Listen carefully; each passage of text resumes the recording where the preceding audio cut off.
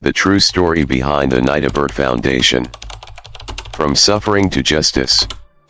Have you ever wondered what would happen if the most sacred moment, the birth of a child, was cursed by the very people who were supposed to love it most in the world? Can any light shine through the dense darkness of prejudice, of pride disguised as honor?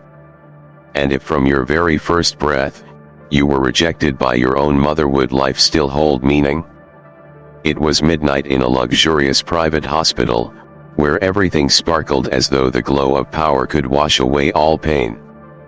Inside, a woman was fighting between life and death.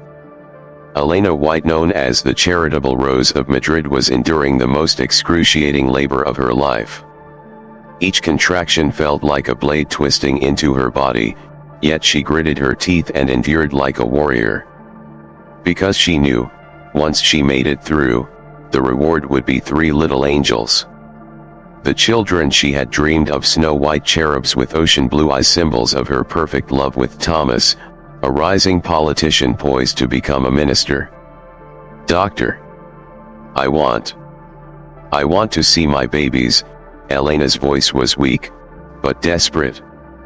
Dr. Ricardo Mendoza nodded and signaled Nurse Clara Dominguez to bring the babies in. The room fell into a frozen hush as Clara entered, gently cradling 3 tiny sleeping infants in white swaddles. No one said a word. Elena struggled to sit up, eyes blurred with sweat and blood, gazing toward her children. Then a scream tore through the opulence of the hospital like a blade through silk. No. This can't be. 3 children. 3 precious lives. But their skin was not porcelain white. It was a glowing, sun-kissed brown. Elena trembled. Why? Why do they have this skin? These can't be my children. There's been a mistake. These aren't mine. Thomas, standing at the bedside, clenched his fists so hard the knuckles turned bone white. He didn't speak at first.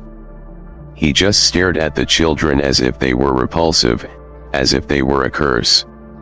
When Dr. Ricardo attempted to explain the possibility of dormant genetics, Thomas erupted. "Shut up. This is an insult. Do you even know who I am? I didn't pay hundreds of thousands of euros for this." Clara held the babies tighter in her arms, eyes softening. The children, innocent and asleep, didn't know that the moment they cried their first cries, they had already been condemned for the color of their skin. "I can't accept this. The public can't find out. The media can't know. My family must never hear of this," Elena kept repeating, like a broken machine. Thomas's eyes burned red. "Get rid of them. I don't want them. They're not mine." Clara couldn't hold it in anymore. "They're human. They're your children. They deserve love." But resistance meant nothing when hearts were locked behind walls of arrogance and fear. That very night, Thomas and Elena signed legal documents renouncing all parental rights. A cold-blooded contract, signed by hands that once exchanged wedding rings, now turning away from their own flesh and blood. Clara wept as she named the babies. Mateo, the firstborn, strong but with eyes that refused to open to this world. Juan, his twin, smaller but with a warm heart. And finally, Sofía, the little girl with wide eyes that opened for the first time, not to her mother's loving gaze, but to the cold ceiling of a sterile room. They were taken to an orphanage. No first kiss. No mother's hug. No lullaby. Just whispers and side glances. Who are they? Why is their skin that color? Were they abandoned? Clara, the only one who truly loved them, held them close and whispered, "If this life has abandoned you, believe this, one day, the truth will be known. Live. Be strong. You deserve love more than anyone. but who could know how thorny and painful the road ahead would be? That night, in the hospital director's office, the amber light couldn't melt the suffocating tension. Elena White sat on a leather sofa, pale from exhaustion but carefully keeping her crimson lipstick intact.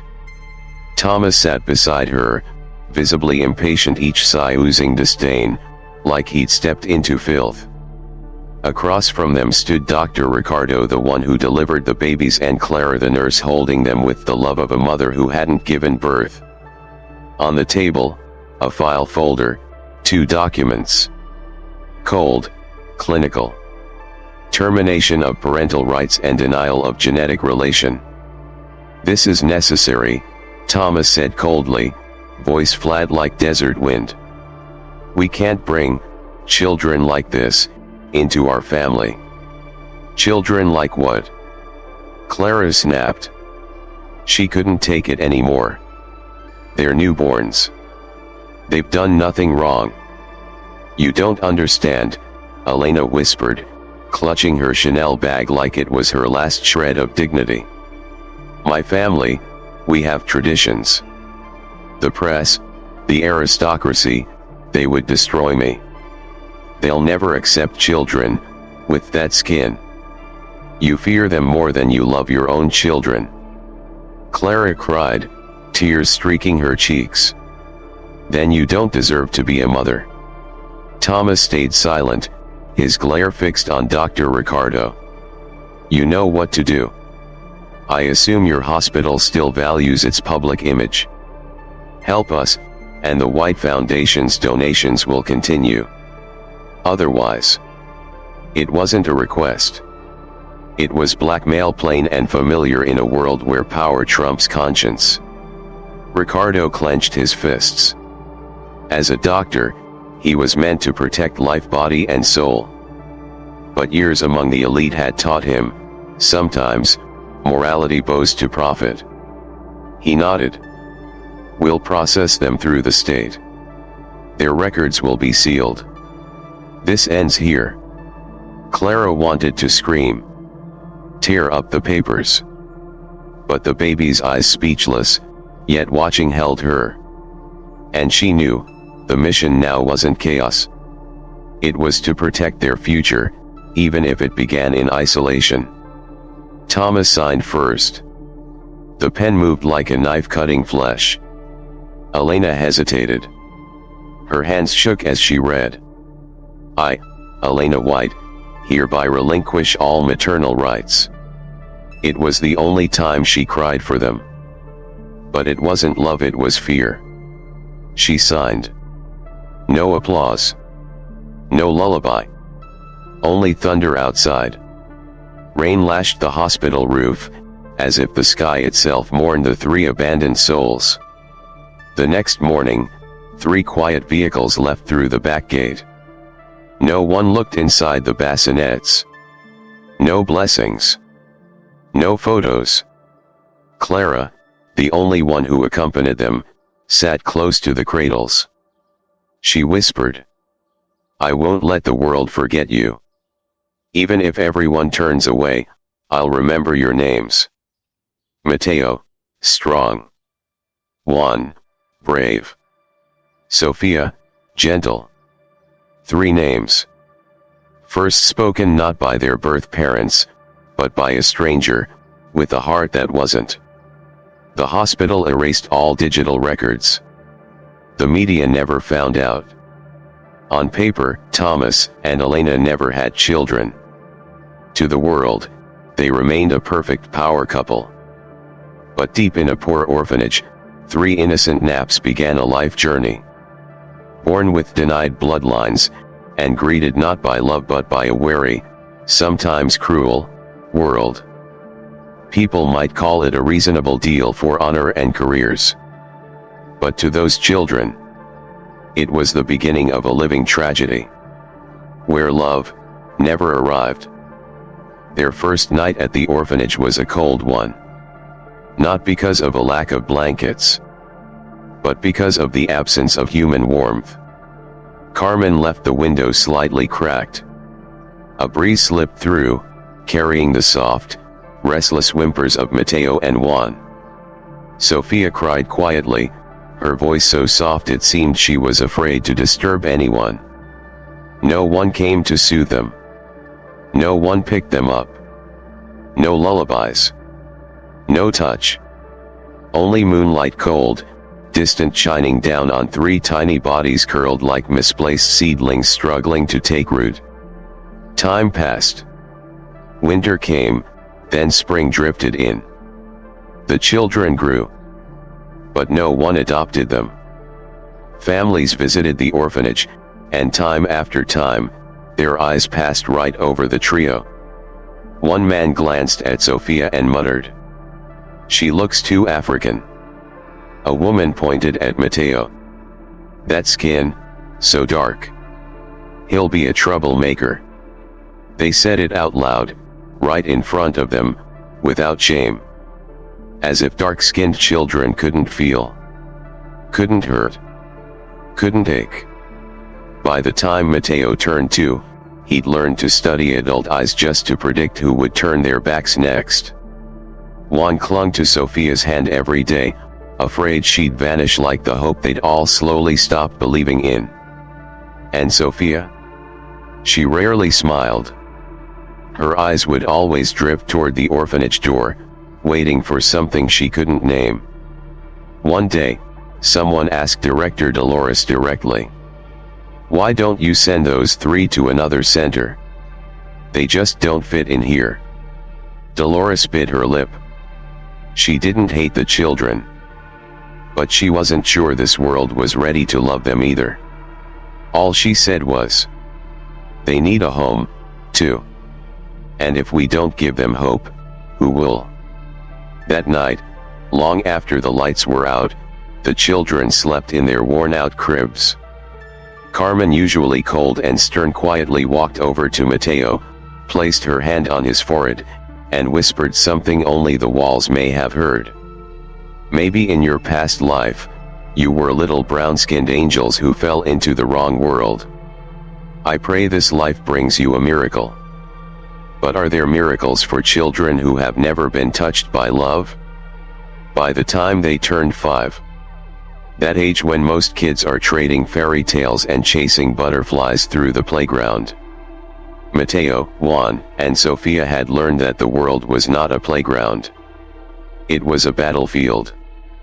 And their only weapons were silence, endurance, and breathless patience. Their preschool was just 2 blocks from San Rafael Orphanage. Every day, they walked there hand in hand. No laughing. No bouncing with joy. Only watchful eyes, always scanning their surroundings, bracing for what might come next. That morning, Mateo had just dropped his little backpack in the corner of the schoolyard when a voice rang out behind him. "The black kids are here again." Raúl Fernandez, perfect hair like a shampoo commercial, icy blue eyes, and the only son of a famous judge, led a pack of classmates. They laughed, then closed in, cornering the 3 kids. Mateo stepped in front of his siblings, fists clenched. "We didn't do anything." Raúl sneered. "You're dirty. Just look at your skin. You don't belong here. Go back to the jungle." Sofía gripped her brother's arm, trembling. "Mateo. I'm scared." "Shut up." Raúl barked. "You think someone's gonna adopt you? No one wants you. You'll always be abandoned." That word hit like a hammer. Abandoned. Mateo knew what that meant too well. No parents waiting at the gate. No arms reaching out when you cry. Just long afternoons watching that orphanage door close, for no one. Mateo shouted, "We're just like you. Only our skin is different. We're still human." Smack. Raúl's fist slammed into Mateo's face. He hit the ground, blood trickling from his lip. But he didn't cry. He just stared back at Raúl. Not with fear, but with a burning, wordless fury. Juan rushed to him. "Are you okay?" Mateo wiped the blood away with his sleeve. "I'm fine. I'm fine." Sofía clutched her bag, eyes rimmed red. "Why does everyone hate us?" No one answered. Because the truth was none of them really knew. They hadn't done anything wrong. They'd never taken anything from anyone. But because of their skin, they'd already been sentenced to the crime of existing. After that day, they kept to themselves even more. They ate alone, played alone, studied alone. Even the teachers changed. One day, during art class, Ms. Yolanda told the group, "Don't use too much black. It makes the picture look gloomy." Sofía didn't understand. But after that, she hid her black crayon away. She didn't want to be gloomy. The bruises eventually faded. But the whispers, the looks, the silence, they didn't. They repeated like an invisible punishment. And the scariest part? The children began to believe it. That maybe, just maybe, they really weren't worthy. One quiet night, Mateo sat by the window, moonlight casting silver over the fading bruise on his cheek. Juan crawled out of bed and joined him. "Can't sleep?" he asked. Mateo stayed quiet, then whispered, "Do you ever think we're weird?" Juan shook his head. "No, I just think we're lonely." Sofía padded over and wrapped her tiny arms around them. "I wish we had a mom. She'd protect us, right?" No one responded. Because if they had a mom, why were they here? The scars no one could see would become the very armor that helped them survive a world determined to leave them behind. And maybe, just maybe, from that pain, a seed of resilience had already begun to bloom. They didn't just live through this once. It happened again. And again. So many times, even they couldn't count anymore. Each time, it left another crack in their hearts.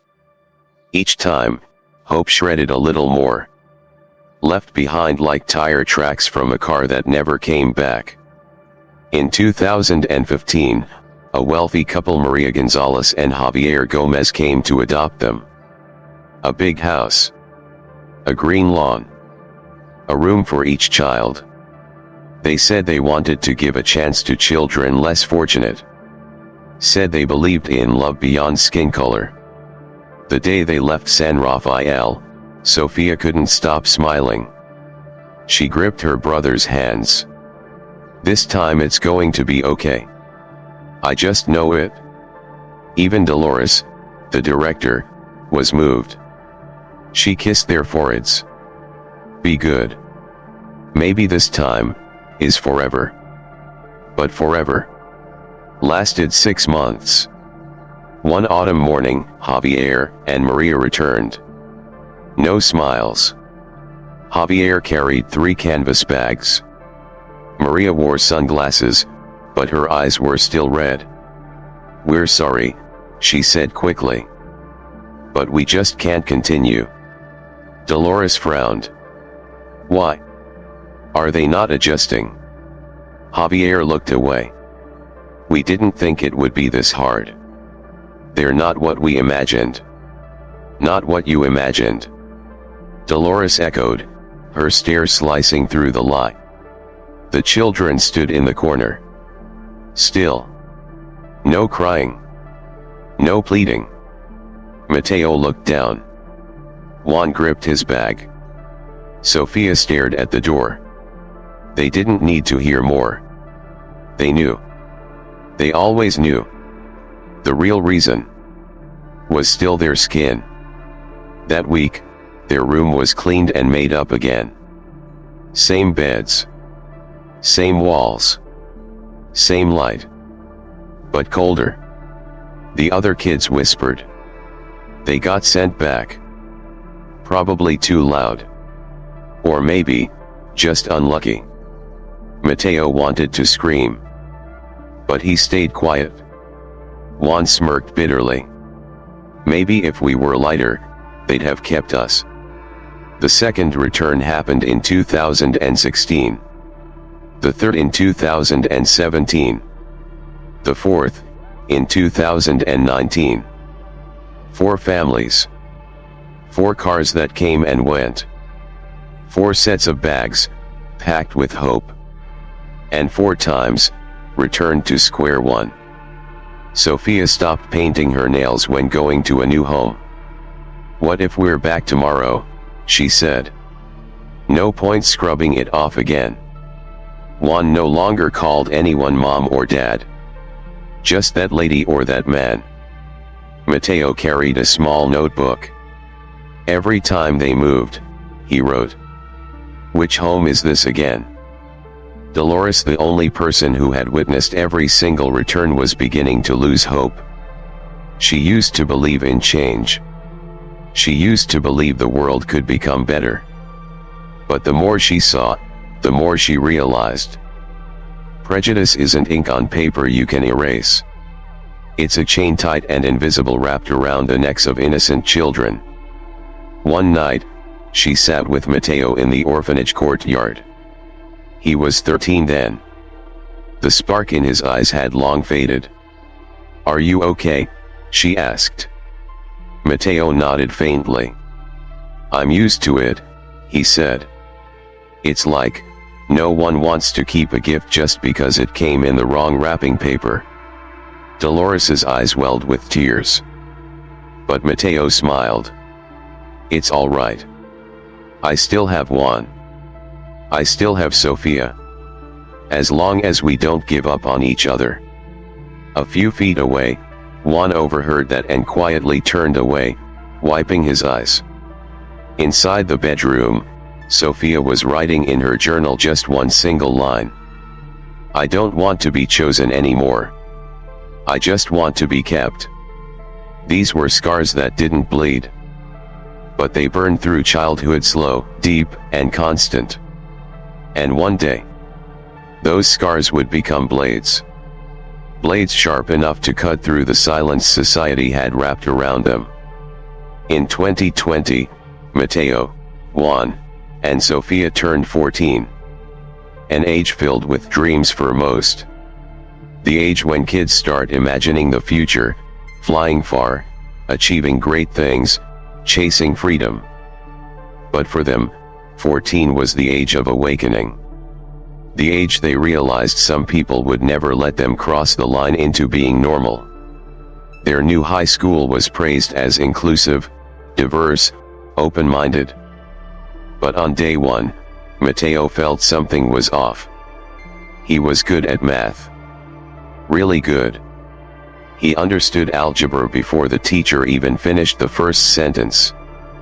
But when the first test came back, his grade was shockingly low, 5 out of 10. Every answer was correct. But red marks slashed through the margins, unclear explanation. Mateo took the test to Mr. Alejandro Ruiz, the math teacher. "Excuse me, sir. I was wondering why I lost points on these." Mr. Ruiz glanced at the paper and shrugged. "Your method doesn't match the standard solution. I prefer precision and structure." Mateo stayed calm. "But, the answer is still correct, isn't it?" Mr. Ruiz leaned in, voice calm but heavy with suggestion. "Listen, don't think you're special just because you got a few things right. Around here, we do things my way." Juan tried out for the basketball team. He ran fast, jumped higher than most, handled the ball with ease. But during tryouts, the coach barely watched and said, "We're full." 3 days later, 2 white boys less skilled were added to the team. Sofía loved literature. She wrote poems, short stories quietly, diligently. But when she asked to join the creative writing club, the teacher simply said, "Your writing feels dark. We're looking for things that inspire. Sofía went home, crumpled her manuscript, and tossed it into the trash. She never wrote again. The injustice was never spoken out loud. It was in the brush-offs, the half-smiles, the vague but deliberate words. And the three children understood. No matter how hard they tried. To some people, their skin was a permanent disqualification. One afternoon in the orphanage cafeteria, the three of them sat at their own table, separate from the others. No one joined them. That day's meal included meatballs, Juan's favorite. But he couldn't eat. You see it, right? Juan said, his voice dry. We can be smart, polite, hard-working, and they still treat us like we don't belong. Mateo said nothing. He thought about Mr. Ruiz's eyes, cold and commanding, as if saying, I don't need a reason to dismiss you. Sofía whispered. Maybe this world doesn't have space for people like us. Mateo shook his head. No. There's space. But we'll have to take it. No one's giving it for free. The three looked at each other. None of them cried. They didn't have tears left. Only silence. Toughness. And something else, something growing quietly inside. Anger. Days later, Mateo signed up on his own for the district math competition. No one helped. No one encouraged him. He submitted the form, took the exam, and waited. When results came out, his name was at the top. Mr. Ruiz saw the board, stared at it, then walked away without a word. Mateo didn't mind. He smiled. Because for once truth beat opinion. Sofía started writing again. Not to submit. Just for herself. Stories of justice, of abandoned children, of a society that preached morality but denied compassion. Juan practiced every day behind the school. No one clapped. No one noticed. But his feet grew faster. His hands, stronger. And deep inside, he knew his breakthrough was coming. That was the year they turned 14. And it was also the year they learned. If no one gives you a place, you build your own. Even if it means standing at the edge of every system. That morning, the gate at San Rafael opened like it had 100 times before. But this time, it wasn't to welcome visitors or accept donations. It was to send off the three oldest children in the orphanage. Out into a world that never made room for them. Mateo wore a white shirt, slightly wrinkled. Faded khakis, washed so many times the color was nearly gone. Juan had an old army backpack from a volunteer. Sofía held tight to a hardbound notebook full of dreams she never dared say out loud. Dolores stood by the door. Silent. In her eyes, beneath the firmness of her voice, was a deep fear.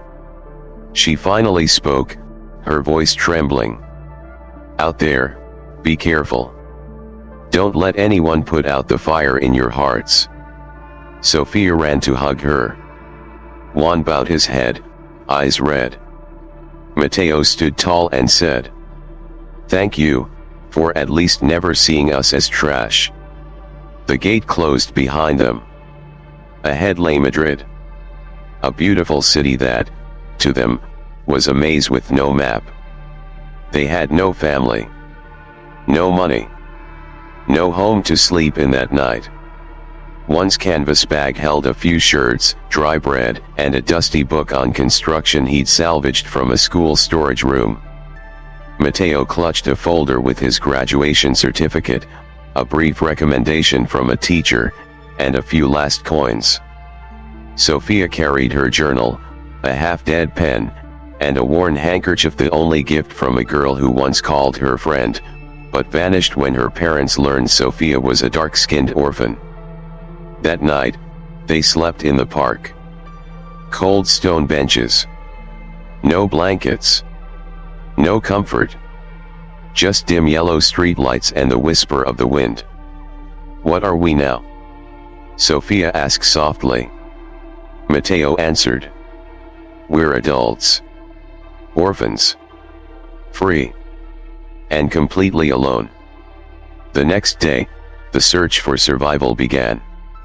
Mateo went to a construction site in the suburbs. The supervisor Manuel was short, thick-bearded, and raspy from cigarettes. When Mateo asked for work, Manuel laughed. You think I need some unlucky kid with no experience, no contacts, and no backup? Mateo tightened his grip on his bag. I'm strong. I learn fast. Give me 1 day. You don't even have to pay me. Manuel squinted, then smirked. 1 day. You mess up, you're out. Juan tried a small supermarket warehouse. Owner Francisco looked him over. Can you lift heavy? Yes, sir. You'll be paid less than the others. No insurance. No complaints. Got it? Understood. Sofía wandered all day until she found a tiny cafe. The owner, Beatrice's curled hair, deep red lipstick, stared at her. Got experience? No, but I'm a quick learner. I work hard. Beatrice sighed. Fine. Night shift. 10 hours. 6 euros. Why not 8? Beatrice shrugged. You're new. And, you're not right for the daytime crowd. Sofía understood. Not right was code for. We don't want dark-skinned girls around our regular customers. None of them protested. None of them asked for fairness. They just needed to survive. And to survive, they swallowed their pride. Again. And again. That night, the three of them sat side by side under the wide arms of an old park tree. The ground was cool, and so was the silence between them. Each of them had just survived a day of being dismissed, overlooked, treated like they were invisible. But in their eyes, there was still light. Mateo, Sofía whispered. If one day we become rich, do you think we'll change? Mateo looked up at the sky. I don't know, he said softly. But I promise, we won't be like them. We won't turn our backs on someone just because of their skin or their past. Juan nodded. We'll live, to prove they were wrong about us. And there, beneath the park's dim streetlights, 3 orphaned souls, abandoned, rejected, judged, quietly laid the first bricks of a life no one ever gave them permission to dream of. Mateo's first day at the construction site was brutal. He was assigned to haul bags of cement, each nearly his own weight, from the truck to the warehouse. He didn't complain. He didn't pause. He just kept moving, head down. But every time he passed the crew, he heard the same whispers, the same sneers. That little black kid works hard, huh? Trying to prove he's human or something. He can lift all he wants, his pay's still trash. Mateo didn't react. Not because he didn't feel it, but because he knew, the more you push back, the harder they push you down. At lunch, the workers sat in a circle around an upside-down paint bucket they used as a table. Mateo stood off to the side with his own small meal, a half loaf of bread and a tin of fish. No one invited him to sit. No one offered a spot. Manuel, the supervisor, glanced over and barked. Hurry up, people. That kid's slowing the whole site down. Mateo squeezed the bread so tightly it crumbled in his hands. Over at the warehouse, things weren't any better for Juan. He was put on the heaviest tasks, lugging crates, stacking rice bags, hauling water drums. Francisco, the owner, laid down the rules. No breaks. No sitting. No phones. If you get tired, don't come back. Juan nodded and moved like a machine. But no matter how fast or precise he was, the older workers mocked him. Trying too hard, huh? What, you think we'll lose our jobs to you? Don't forget you're an orphan, kid. Know your place. Once, he dropped a sugar crate by accident. Francisco didn't ask why, just muttered, "That's coming out of your paycheck." Juan bowed his head. Said nothing. Because arguing meant getting fired. And he needed this job to survive. Sofía, though, may have had it worst. And no one even noticed. The night shift at the cafe near the train station was a place where exhaustion, drunken rants, and bitter loneliness came to drink. And Sofía, brown-skinned, soft curls, worn apron, had to take it all. Hot coffee. Now, barked a middle-aged man. Can't you smile? Snapped a young guy, snapping his fingers in her face. A black girl working nights? This place has gone downhill, scoffed a perfume-drenched woman. Sofía never spoke back. She wiped down tables more than 10 each night, cleared plates, brewed drinks, and always finished by scrubbing the customer bathrooms. Which some people left filthier than necessary, like they wanted to insult not just the place, but the one cleaning it. One night, a customer spilled coffee from a cracked mug. She screamed, "This girl ruined my dress. Where's the manager?" Before Sofía could speak, Beatriz, the cafe owner, appeared, glanced once at Sofía, then turned to the woman. "We're very sorry. Her entire paycheck will be deducted. Don't worry." Sofía stood frozen.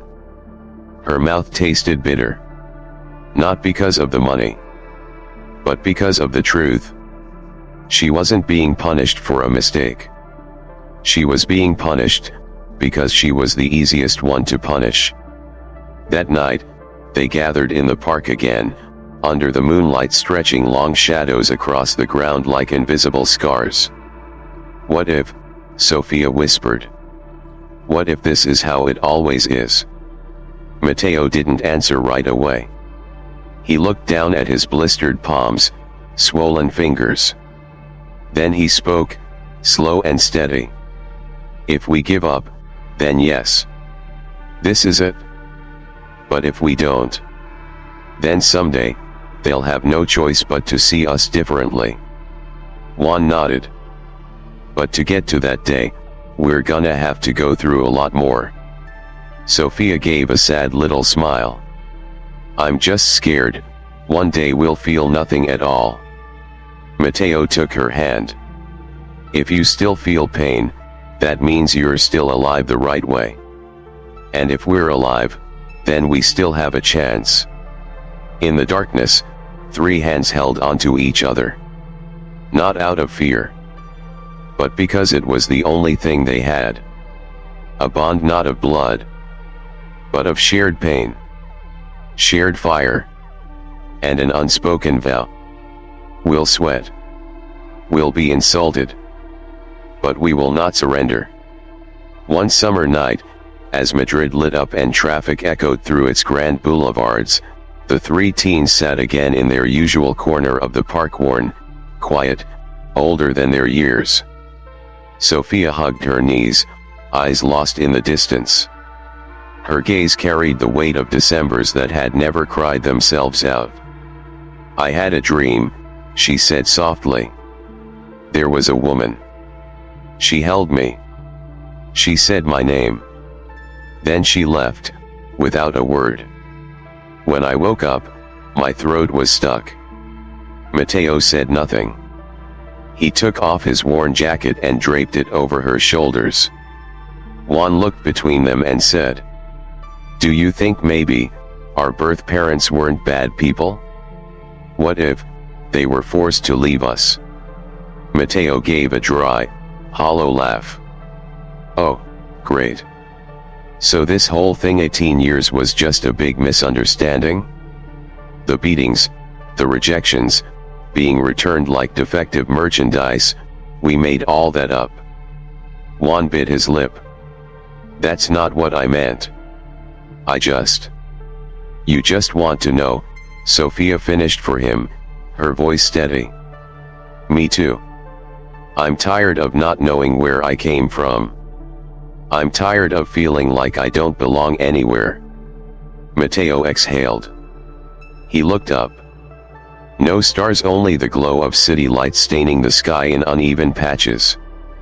After a long silence, he said, "We'll find the truth." Juan's eyes widened. You mean it? I've been thinking about it for years, Mateo said. We have the right to know. We have the right to face the past. Sofía took their hands. If we're doing this, we do it all the way. No turning back. It sounded like a simple decision. But it became the biggest turning point of their lives. Because they weren't just looking for their birth parents. They were looking for themselves. For the missing pieces. The unanswered questions. The dreams they never dared to reach for. The next morning, they called in sick. For the first time in years, they took a day off. Not to rest. But to act. Their first stop, the Madrid Civil Records Office. The place where orphan files, adoption papers, and sealed birth documents were kept. Files most people never thought to touch. The building was old, worn, with a bronze nameplate dulled by time. Inside, it smelled like paper, ink, and overworked air conditioning. They approached the front desk.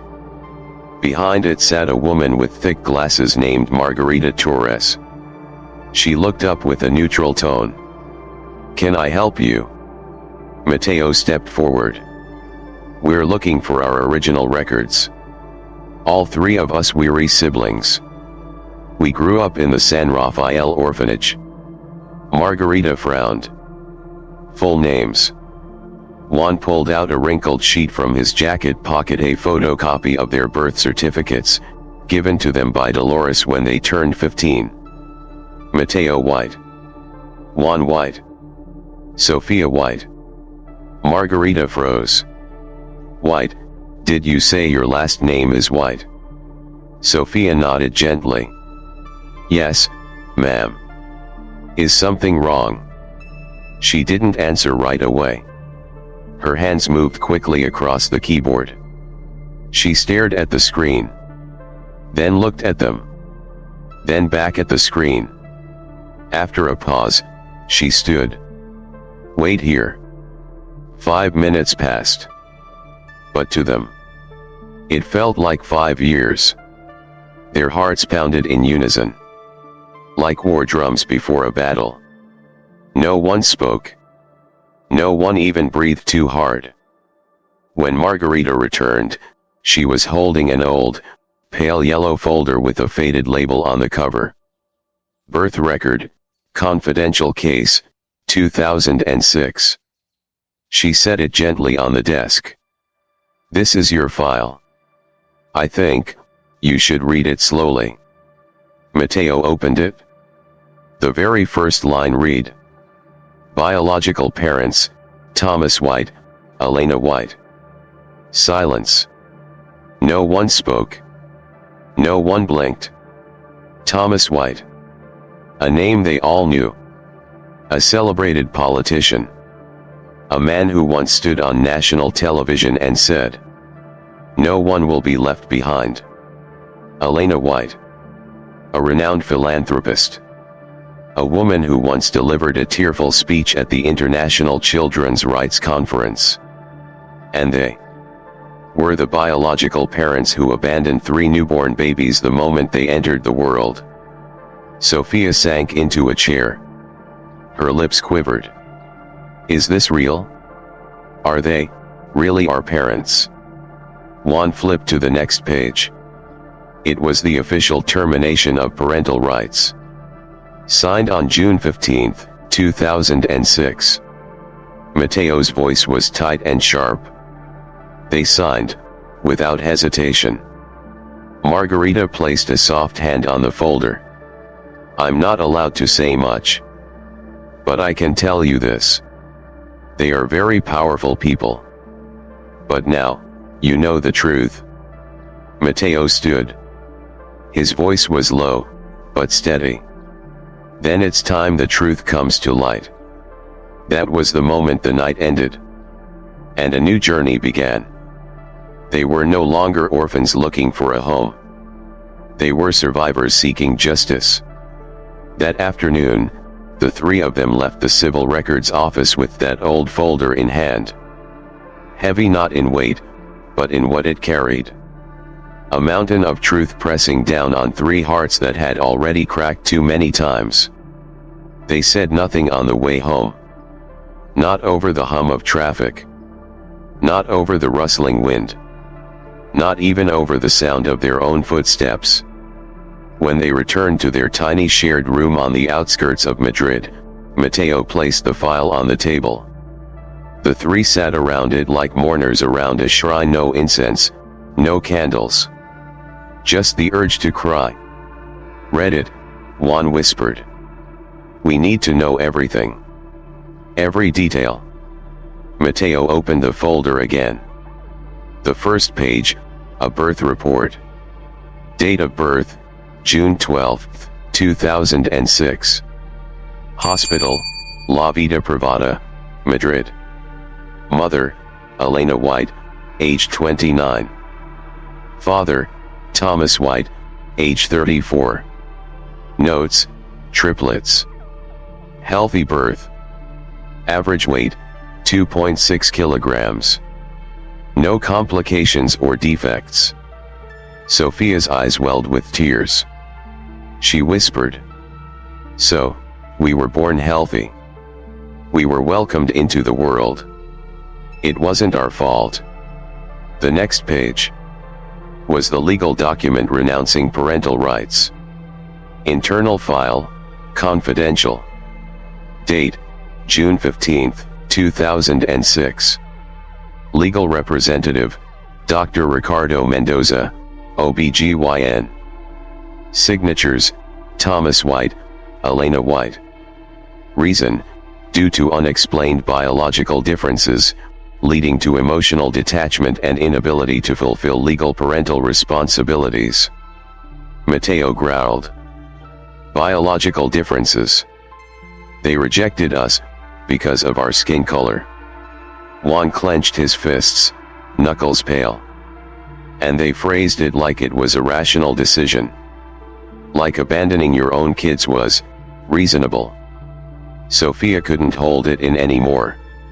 Tears streamed down her face. She talked about unconditional love. She gave speeches about compassion. But she signed us away, just because we weren't white.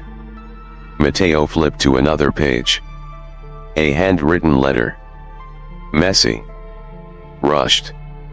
Clearly written in panic. Clara, I know you disagree. But please, believe me, the world is cruel. If these children stayed with us, the press would destroy them. My family would shame them. This is the only way they'll be safe. Elena. Mateo slammed the table. Safe? She thought dumping us in an orphanage, letting us grow up with shame and mockery, was safe. One's voice trembled. We grew up like trash, while they went on TV and cried about forgotten children. How fake can you be? Sofía whispered. We have to face them. They need to know we're alive. We didn't die. We didn't break. And we don't forgive. No one disagreed. Because the silence between them now wasn't fear. It was unity. Fury. Conviction. They started planning. Step 1, Find out where Thomas and Elena White lived and worked. That wasn't hard. They were both public figures. The internet was full of their press clippings. Elena now led a charity called Open Hearts Foundation. Thomas was running for Minister of Education, with the campaign slogan, "For a generation left behind no more." When they read that, all three of them let out a sharp laugh. Bitter. Broken. Burning. Mateo walked over to the whiteboard on the wall. He wrote one word in capital letters. Truth. Then turned around, eyes blazing. We're telling this story. And not in whispers. We'll speak it out loud. Right where they can't deny it. Juan added. They love the spotlight. Fine. We'll give them one so bright they'll have to face their past. Sofía nodded. And when someone asks, "Who are you?" we'll say, "We're the three kids abandoned for not looking like our parents. But we survived. And we remember. They weren't orphans anymore. They were a force. A mission. A voice for every soul who'd ever been cast aside for something they didn't choose." 1 week later, at Madrid's most luxurious convention center, hundreds of elite guests, dressed in gowns and tuxedos, sipped wine and shared polite laughter. The event was hosted by the Open Hearts Foundation, founded by Elena White. The theme? Together for Forgotten Children. To anyone else, it was heartwarming. But to the three young adults slipping through the doors with forged invitations, it was the cruelest joke they had ever heard. Mateo wore a black suit, hair slicked back, eyes cold as steel. Juan wore a borrowed white shirt and blue tie. Sofía wore a simple blue dress, her hair tied loosely at the back, holding a folder of photocopied documents. Inside the grand hall, Elena stood on stage. She spoke with warmth and emotion. There is no pain greater than a child without someone to call mom.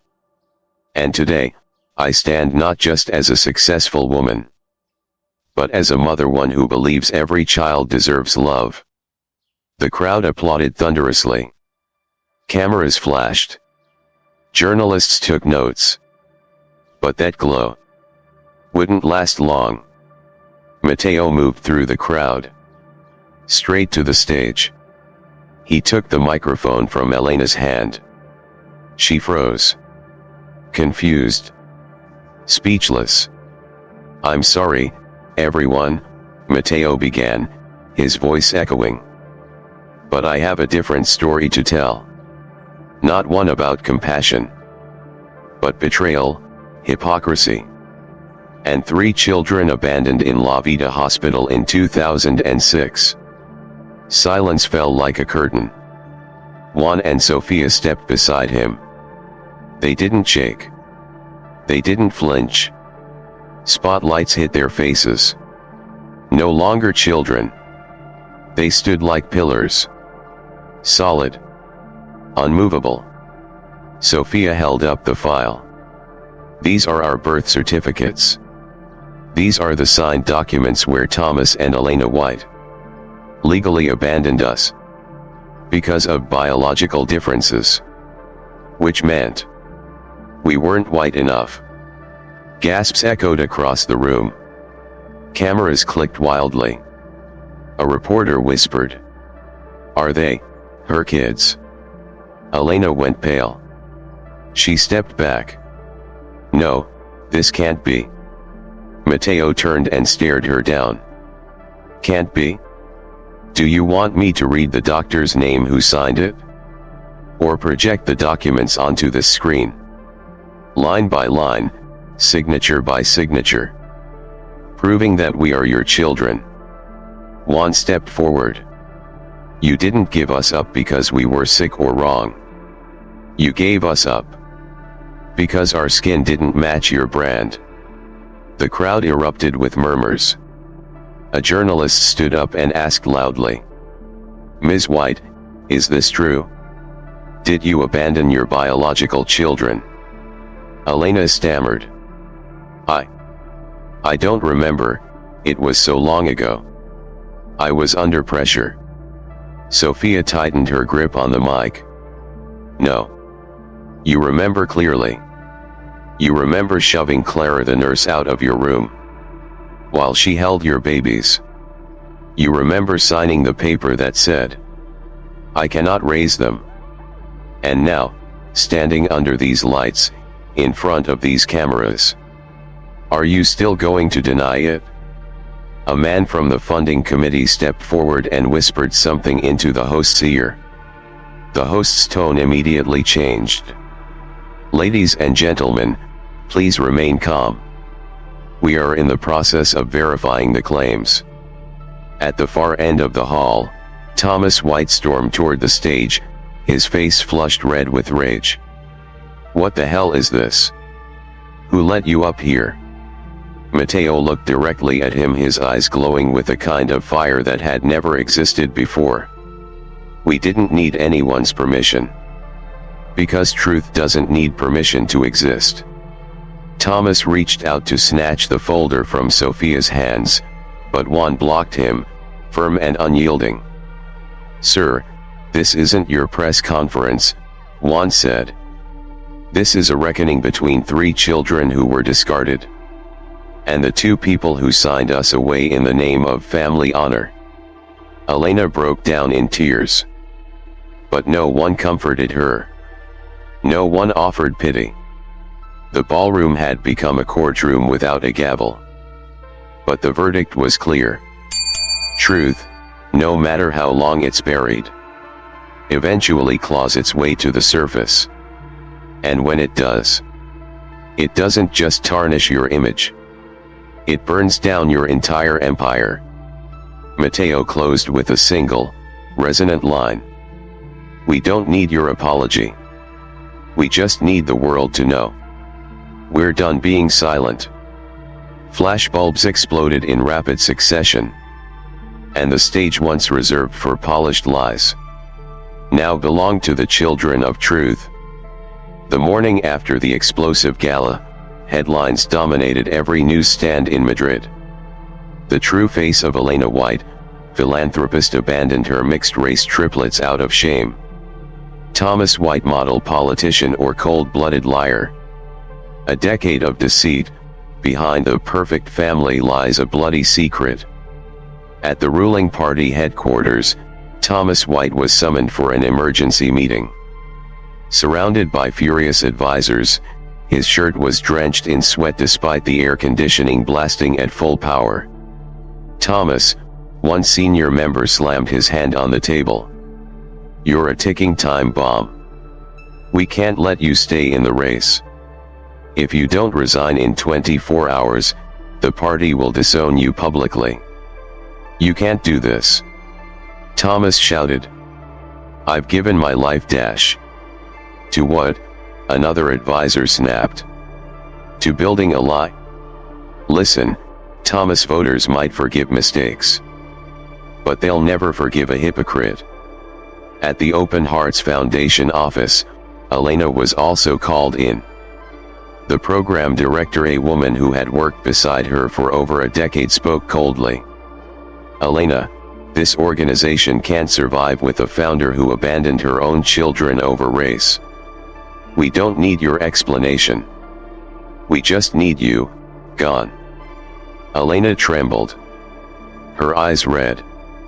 She tried to speak. I was just under pressure, I dash. And now, a board member asked. While you were being celebrated as a symbol of compassion. Those children grew up in an orphanage like outcasts. Did you ever try to make it right? No one spoke up for her. Not one.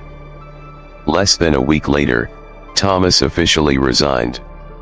No press conference. No public apology. Just a cold statement sent to the media. I am stepping down to avoid damaging the party's reputation. Personal matters will be addressed privately. The public erupted. Privately, he should be in jail.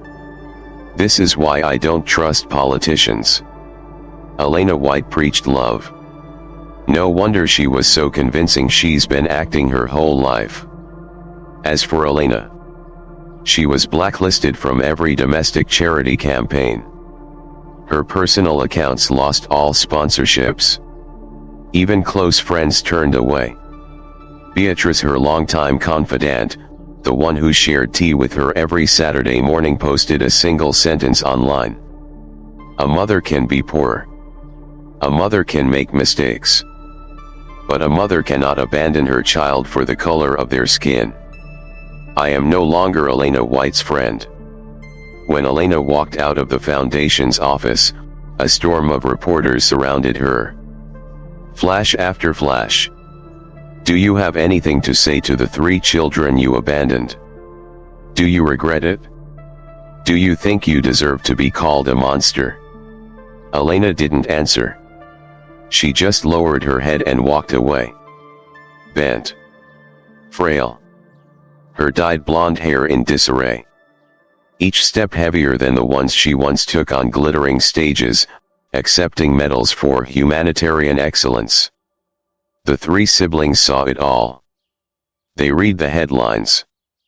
Heard the radio broadcasts. Scrolled through the comments. One evening, they met again at the cafe where Sofía used to work the night shift. We did something no one believed was possible, Mateo said, calm but resolute. We pulled 2 of the most powerful people off the pedestals they built with our blood. Juan sipped his tea. But it doesn't feel victorious. Sofía nodded. Because we didn't do this for revenge.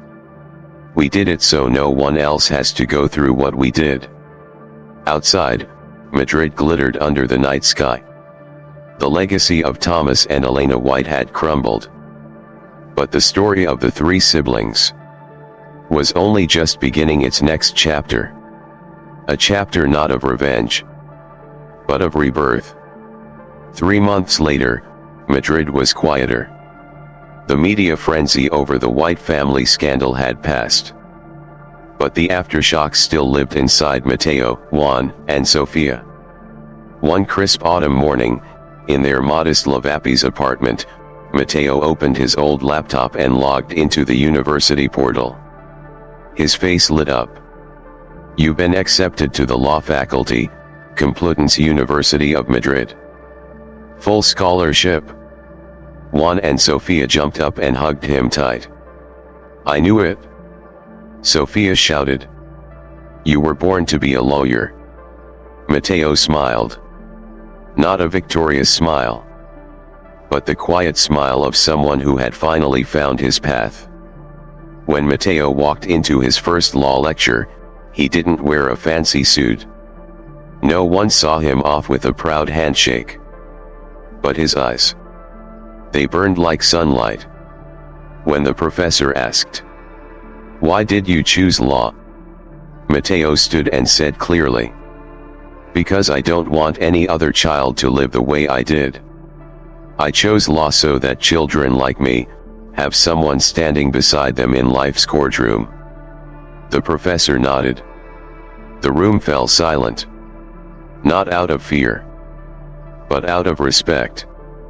Juan enrolled in a vocational program for construction. No one knew he'd once worked for free, treated like trash. But he didn't let his past stop him. At his final presentation, he revealed a model for low-cost housing for homeless youth complete with recycled materials and natural ventilation systems. His instructor stared at the plans, then asked, "You're doing this just to earn a living, right?" Juan smiled. "No. I'm doing this to build shelter for the ones who've always been told, 'You don't belong anywhere.'" The instructor paused, then said quietly, "You're not a laborer. You're an architect of hope." Sofía began working with a local newspaper. At first, it was just proofreading, formatting, fixing typos. But soon, her editor discovered her anonymous blog raw, powerful, personal on everyday discrimination. One day, they asked her to try writing a full feature. She spent 3 nights without sleep. The result? The Children Who Were Never Chosen, Memories from Society's Etch.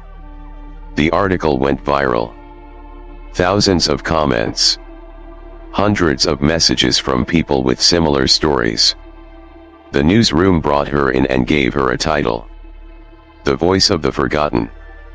One evening, the 3 siblings sat together again. But this time, not in a cold park.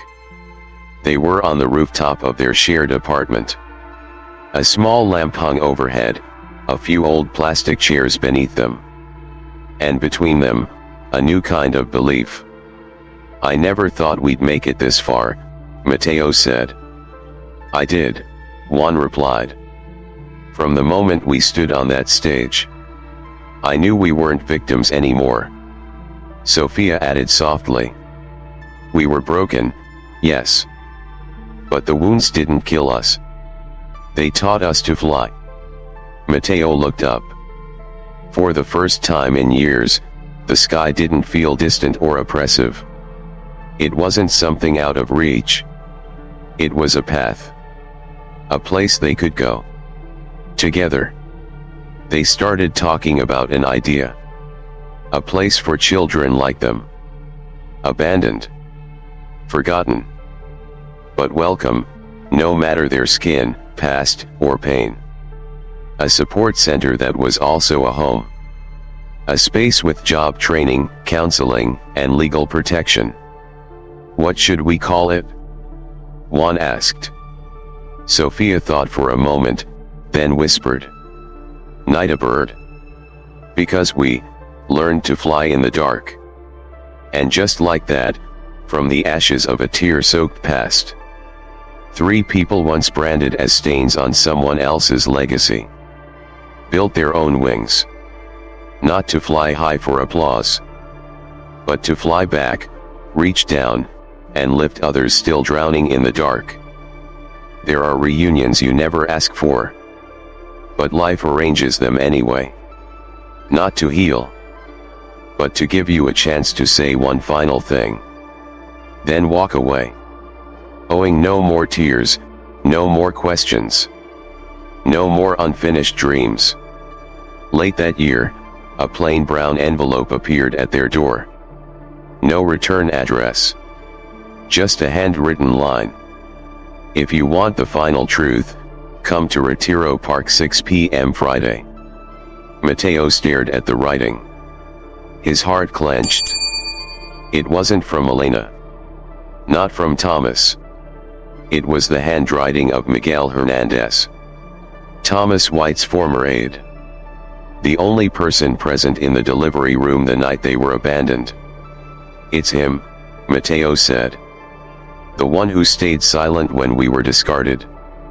And maybe the one trying to make it right." That Friday, at exactly 6 p.m., they waited at an old bench in Retiro Park. The autumn wind whispered through the trees, carrying the dry scent of falling leaves and fading memories. Miguel arrived. Gray wool coat. Fedora. An old file folder in hand. He said nothing at first, just sat down, eyes heavy with time. "You've come farther than I ever imagined," he began. "Which is why you deserve to know everything." Mateo nodded. "We're listening." Miguel opened the folder. Inside, scanned medical files, handwritten letters, and an old cassette tape. "Elena wasn't the first to want you gone," Miguel said. "It was Thomas. He saw your skin color after the birth, and lost it. He called it a disgrace. A political threat. A slap in the face to our family purity," he said. "Elena, she was weak. But she tried to resist." One's voice cracked. "Tried. She signed the papers." Miguel sighed. "I'm not defending her. But 2 years later, she began searching orphanages. Quietly. Secretly. She went from center to center, asking for triplets. Thomas used his power to shut down every trail. Orphanages received orders not to release any information. She was practically imprisoned in her own home. Sofía whispered, crying. Why didn't she come to where we were? She didn't know, Miguel answered. Your records were erased from the public system. Only Thomas had access to the originals. And I stayed quiet. Because I was afraid. Because I was a coward. Mateo closed his eyes. Part of him wanted to scream. Another part felt only emptiness. Miguel placed the cassette on the bench. This is a recording of Elena from 8 years ago. She cried, and said if she had the chance, she would give up everything just to see you again. Where is she now? Sofía asked, her voice hoarse. Miguel paused. Seville. A slum on the city's edge. After the scandal, they lost everything. Their money. Their house. I heard, she's very sick. The siblings were silent. There was no more anger. No more hate. Only a quiet question in their hearts. If the past can't be changed, is compassion still worth giving? A week later, they went. A crumbling shack on the outskirts of Seville. Rotting wood. Rusted tin roof. The scent of mold clinging to every wall. A neighbor pointed them down the alley. The old couple at the end. No one visits anymore. They knocked. A hoarse cough answered from inside. Elena opened the door. Thin. Hair white. Eyes hollow with grief. When she saw them, she froze. One hand gripping the door frame for support. Is it really you? She whispered. My children. Mateo looked at her for a long moment. Then asked quietly. Do you still see us as your children? Elena collapsed to her knees. She didn't cry. She simply bowed her head. I'm not asking for forgiveness. Only to see you alive. Strong. That's more than I deserve. Juan helped her up. Sofía stepped inside, eyes scanning the bare room. No furniture, no light. Then Thomas appeared from the bedroom. Gaunt. Lifeless eyes. No power. No presence. Just an old man. Looking at the three he once disowned. You've seen us now, he said. Is that enough? What more do you want? Mateo shook his head. We didn't come to take anything back. We came to close this. Sofía added. The past was a wound. But we won't let it keep bleeding. Juan smiled faintly. We have our lives ahead of us. You have only what you lost. They stood. No hugs. No tears. No hatred. Only a single sentence. Like a whisper to the universe. You left us. But we never left ourselves. That's the greatest difference between us. Then they turned and walked away. Behind them, a mother crumpled to the floor. Hands over her face. As the wind rattled the roof above her. There were no lights. Only the darkness. She had chosen long ago. Have you ever watched a wounded bird try to fly? Its wings torn, its body trembling. You think it won't make it? But somehow, it lifts off. Not to return to its old nest, but to build a new one. For others like it. 5 years later, Madrid had changed. But what changed most was how three people saw themselves. Mateo was now one of the city's top criminal defense lawyers. Respected, quoted, and known as a fierce protector of orphaned children and the marginalized. His office. Simple. No luxury furniture. No awards on the walls. Just a single photo frame on his desk. No one is born to be discarded. That morning, his phone rang. Sofia's voice. "Brother, it's time." Grand opening. Mateo smiled, closed his file, slipped on a modest suit, and left. Heading to the place they dreamed about for 5 long years. The Nightbird Foundation. Juan stood at the entrance. Above him, a gleaming steel sign read, "Nightbird Foundation, a home for wandering souls." Sofía was arranging the reception desk, greeting early guests. She was no longer the cafe girl mocked for her skin color. She was now a journalist, a founder. A voice for thousands of forgotten children.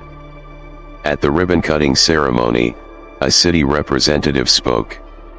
"We are proud to have a place like this in Madrid. Not just a shelter, but a sanctuary. From 3 abandoned children, they've become the builders of hope for hundreds more." Sofía stepped up to the mic. She looked straight at the front row. At a few small children, 6 or 7 years old, clinging to each other in nervous silence. "We once had no home. No name anyone cared to remember. We slept on park benches. And were seen as burdens. But because we were once the children no one chose. Today, we created a place where every child is chosen." Thunderous applause. Juan spoke next, about the building's design. "I didn't build this to be pretty. I built it so that every child who walks in feels like they're home. No one will ask where they're from. No one will ask what color they are. Or who their parents were." Mateo closed the ceremony with one final sentence. "They once called us 3 dark-skinned kids with no future. Today, we bring color to the future of hundreds." That evening, as the sky turned golden, they sat together beneath the purple vines on the center's porch, waiting to welcome the first children. Sofía poured tea, eyes distant. "You know what? I still remember the first night we slept in the park. Cold. Hungry. And so alone." Juan nodded. "I remember dropping that rice crate. Getting yelled at like I was an animal. I thought that was where my life would end." Mateo placed his hand on theirs. "And now we're here. Not because someone helped us, but because we didn't abandon ourselves." Silence. No more needed to be said. Because sometimes, the purest peace in life doesn't come from victory, but from looking back and realizing you made it out with your soul intact. That night, on the rooftop of the Nightbird Foundation, Mateo wrote the first lines of the Foundation's journal. "We are not heroes. We are simply children who were once cast aside, now returning to lead others out of the dark. Because not everyone gets to fly, but everyone deserves a pair of wings." The night breeze danced through the balcony. Beneath the warm glow of the lantern, the Nightbird sign shimmered, like wings calling others home. And so, their story closed its old chapter. Not with vengeance, not with triumph, but with something far greater. They lived. And they lived with grace. Thank you for joining us. We'd love to hear from you. Drop a comment below and share. What did this story teach you? How might it shape the way you live or forgive? Your voice matters. Reading your reflections brings strength, healing, and inspiration to us all. If this story touched your heart, please like, subscribe, and share. Your support helps us create more stories that awaken the soul. Thank you for watching, and we'll see you in the next video.